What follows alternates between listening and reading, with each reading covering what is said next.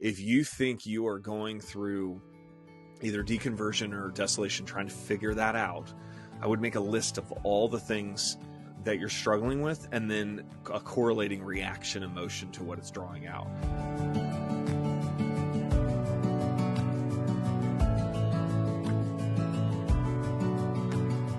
It's a process, and recognize it. So like you're like, oh, I was about to go back up. Great. Just recognize you're going to go back down. Be careful to not throw the baby out with the bathwater.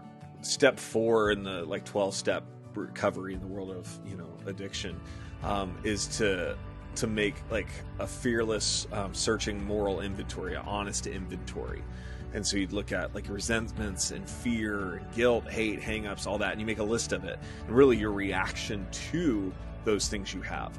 And I would say, if you think you are going through either deconversion or desolation, trying to figure that out, I would make a list of all the things that you're struggling with and then a correlating reaction emotion to what it's drawing out.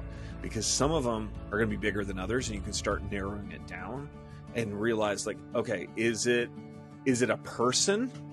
Man, like, I don't like that guy, or I don't like this part in the Bible. Okay, well then it's not a redefining, but it's like, man, maybe the way you were taught wasn't right. So now read everything you can about that subject to understand it before you just make an opinion. You're getting one opinion on hopefully a guy who's well read, but go and listen to other ones. Again, you have unlimited resources at your fingertips to search this. Just don't be so quick to throw everything out. Maybe you need to change communities, move away, move back, and try to find a different perspective of what's going on. And I guess I wonder if like deconstruction at this point is not the best term.